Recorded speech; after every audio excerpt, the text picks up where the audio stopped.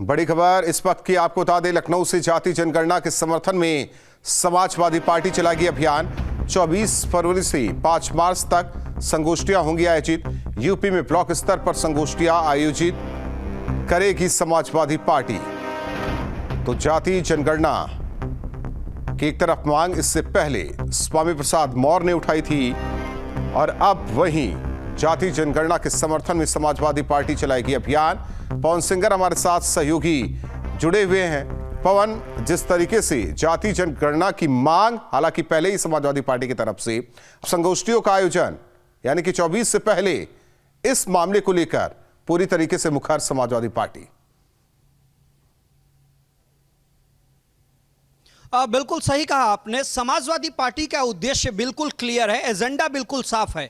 2024 से पहले किसी भी तरीके से जो ओबीसी कार्ड है, यानी जो यादव फैक्टर ओबीसी के साथ समाजवादी पार्टी के साथ रहा है, उसके इतर और सारी जातियों को इकट्ठा करना है। रामचरितमानस की चौपाई से ये पूरा कार्यक्रम शुरू हुआ और ये बात बिल्कुल सही है कि समाजवादी पार्टी के नेता स्वामी प्रसाद मौर्य ने यूं ही बयान नहीं दिया, बल्कि समाजवादी पार्टी के प्लानिंग का हिस्सा है।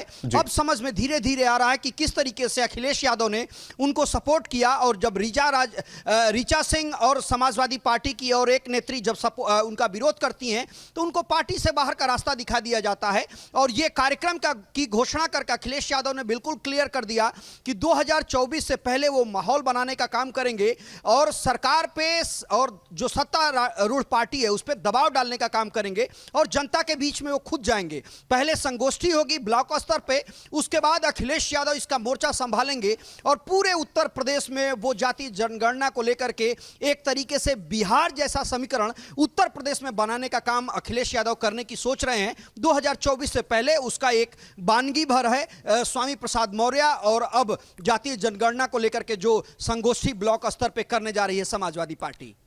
पवन, एक सवाल यह भी है कि 14 का चुनाव देखा हमने, फिर 17 का विधानसभा चुनाव देखा, 19 का लोकसभा चुनाव देखा, 22 का विधानसभा चुनाव देखा। क्या लगता है कि जो मांग समाजवादी पार्टी की तरफ से की जा रही है उसे लग रहा है कि एक संजीवनी है, लेकिन ऐसा क्या हो सकता है? आकलन क्या कहता है चुनाव के नतीजे और जो स्थिति उत्तर प्रदेश की है? और देखिए, लोकसभा चुनाव से पहले इस तरह की रणनीति जो थर्ड फ्रंट बनाने के लिए राहुल समाजवादी पार्टी और अन्य दल कर रहे हैं उसका एक ये समीकरण का एक पार्ट है। लेकिन अगर वोट बैंक पे जब जाएंगे, बात रामचरितमानस के बयान पे जाएंगे और पूरा अभी तक का जो सिनारियो रहा है चुनाव का उसको देखेंगे तो बहुत ज़्यादा इम्पैक्ट लोकसभा चुनाव में देखने को नहीं मिल रहा है। अगर आप अखिलेश यादव के तमाम देखेंगे कि अलग अलग पार्टियों से कैसे गठबंधन किया, विधानसभा में कांग्रेस से किया था, लोकसभा में बीएसपी से किया था, इतने बड़े गठबंधन होने के बाद भी उन जातियों का इंपैक्ट सीधे तौर पे समाजवादी पार्टी की तरफ नहीं दिखाई दिया। तो निश्चित तौर पे अब अखिलेश यादव को बहुत कुछ करना है और जिस तरीके से एमवाई फैक्टर समाजवादी पार्टी के साथ पिछले चुनाव में था, निश्चित तौर पे आने वाले समय में उस तरीके का समीकरण समाजवादी पार्टी के सामने नहीं होगा। इमरान मसूद जैसे नेता को मजबूरन समाजवादी पार्टी के साथ आना पड़ा क्योंकि समाजवादी पार्टी के साथ अल्पसंख्यक समुदाय खुल करके साथ देने पवन, आपका रुख करते हैं। हमारे साथ समाजवादी पार्टी के प्रवक्ता नेता कीर्ति निधि जी जुड़ रहे हैं। कीर्ति निधि जी, जाति जनगणना पर क्लियर समाजवादी पार्टी संगोष्ठियों का आयोजन, ये वाकई हर जातियों के लिए न्याय या फिर अपनी एक सियासत समाजवादी पार्टी की? देखिए, जाति जनगणना का सवाल इसलिए उठता है कि लगातार इस बात को लोग कहते रहे कि अगर तमाम चीजों की गणनाएं सरकार करा सकती है, यहाँ तक कि पशुओं की भी गणना हो रही है, तो उत्तर प्रदेश में सभी जातियों की जनगणना क्यों नहीं हो सकती? और सबकी जनगणना जब होगी, हम जनगणना की बात इसलिए कर रहे हैं कि सबकी जनगणना हो जाए जिससे आर्थिक और सामाजिक दोनों हो जाए। और इसको लोग बार बार इस बात से भी जोड़ने का प्रयास करें कि हम पिछड़ी जाति, केवल पिछड़ी जाति, हम तो सबके गणना की बात कर रहे हैं। सबकी सामाजिक और आर्थिक स्थिति भी सामने आएगी और कौन कितने संख्या में है उसका भी आकलन होना चाहिए उत्तर प्रदेश। अनिला सिंह जी हमारे साथ बीजेपी प्रवक्ता जुड़ रही हैं। अनिला जी, दिक्कत क्या है फिर सरकार को? देखिए, सरकार की अगर आप बात करते हैं तो सरकार से पूछिए। मैं भारतीय जनता पार्टी की प्रवक्ता हूँ, पर मैं एक चीज जानती हूँ कि जो सरकार को ठीक लगेगा वो सरकार करेगी।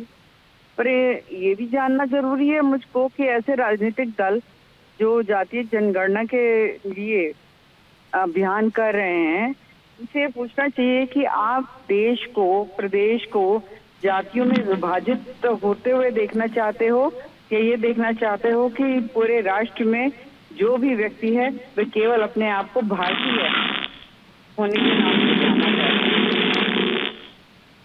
उनकी मांग है कि जातिगत जनगणना इसलिए हो क्योंकि आर्थिक और सामाजिक स्थिति क्या है ये जानना बहुत जरूरी है। एक सवाल कीर्ति निधि जी ये उठ रहा है बीजेपी की तरफ से कि देश विकास के रास्ते पर जाए या जातिगत मुद्दों को लेकर, जातियों को लेकर उलझा रहे हमारा देश। ऐसे क्यों देखना चाहते हैं कि इससे विकास हो जाएगा? विकास अलग मुद्दा है।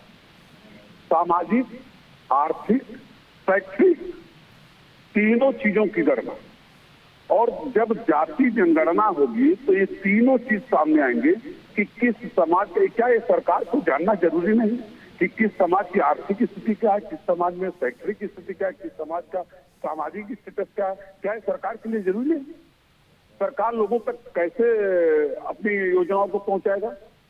ये जनगणना सरकार को ये बताएगा कि किस समाज की, किस जाति की, किस धर्म के लोगों की आर्थिक स्थिति क्या है, सामाजिक स्थिति क्या है और शैक्षणिक स्थिति क्या है। जो शिक्षा में पिछड़ा समाज है उसको शिक्षा नहीं मिलना चाहिए, जो सामाजिक रूप से पिछड़े हैं उनको आगे नहीं आना चाहिए, जो आर्थिक रूप से कमजोर वर्ग के लोग हैं उनको आगे नहीं आना चाहिए। समाजवादी पार्टी इसीलिए जाति जनगणना की मांग कर रही है। और आपको लगता है कि सरकार करवा देगी? अभियान को हम लोग, सरकार तो हर धर्मी सरकार है। समाजवादी पार्टी संघर्ष पे भरोसा करती है, लड़ना जानती है। समाजवादी पार्टी ब्लॉक स्तर तक जाएगी, गांव में जाएगी, लोगों तक अपनी बात पहुंचाएगी और हम बताएंगे कि हम जाति जनगणना क्यों कराना चाहते हैं। कीर्ति निधि जी बहुत बहुत धन्यवाद बातचीत के लिए, प्रतिक्रिया देने के लिए, और अनिला जी आपका भी बहुत बहुत धन्यवाद।